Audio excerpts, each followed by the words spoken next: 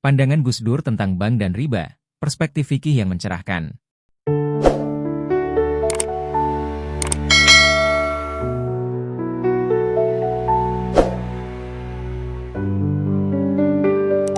Halo Sobat Kanal Unik. Pernahkah kamu bertanya-tanya, bagaimana pandangan Islam tentang bank? Apakah bunga bank itu termasuk riba? Nah, kali ini kita akan membahas pandangan yang mencerahkan dari mendiang Gus Dur, salah satu tokoh besar Indonesia, ulama besar tentang topik ini. Dalam wawancara ini, Gus Dur menjelaskan pandangannya tentang hukum agama terkait bank dan bunga. Beliau memaparkan perbedaan mendasar antara pinjaman biasa, kard, dan aktivitas perbankan yang disebut kirat, di mana uang diputar untuk menghasilkan keuntungan yang diperhitungkan dengan risiko. Gus Dur menegaskan bahwa bunga bank tidak termasuk riba dalam pandangan fikih, melainkan bentuk bagi hasil yang lebih modern dan kompleks. Dunia ekonomi kita tidak bisa sendirian menangani masalah itu, maka diperlukan cultural properties, perangkat-perangkat budaya. Termasuk juga diperlukan perangkat-perangkat agama untuk menangani masalah kesenjangan ekonomi ini. Nah, saya umpamanya selalu minta dari dulu kepada kalangan agamawan, kita bicaralah tentang masalah-masalah ekonomi secara benar. Apakah tentang strategi pembangunan ekonomi, apakah tentang konsep-konsep ekonomi teoritik yang digunakan, atau tentang apa saja.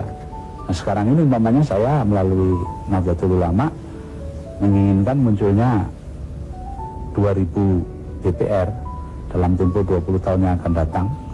Kalau tiap BPR itu nanti bisa memunculkan 100 pengusaha kecil dan pengusaha menengah yang tangguh gitu ya, dalam 20 tahun kan akan terjadi munculnya 200.000 pedagang kecil yang tangguh dari kalangan Nahdlatul Ulama, yaitu kalangan yang katakanlah bahasa salah tapi ya sudah tanjur salah kaprah ya, pri santri. Nah, pengusaha pri santri yang kuat dalam jumlah sedemikian besar ini akan meningkatkan kemampuan daya beli dari rakyat kecil di bawah ya, menciptakan pasaran domestik yang kuat. Ini akan membuat konglomerat Cina yang ada itu semakin terkait dengan ekonomi pri. Jadi akan terjadi proses integrasi ekonomi nantinya. Nah, ini agama bisa berperan karena bagaimanapun juga kalau kita sudah berbicara tentang bank umpamanya, itu tentu menyangkut masalah hukum agama atau pandangan agama tentang bank itu sendiri. Nah, di sini agama harus berkiprah. Belum tentang pengorganisasian bank, belum tentang pembinaan nasabah bank, belum tentang macam-macam aspek lah dari bank. Ya, pada dasarnya agama itu menolak transaksi peminjaman uang yang memberikan kompensasi hasil berlebih. Ya, itu bahasa hukum agamanya, fikihnya itu bunyinya kullu qardin jara naf'an fahuwa riba.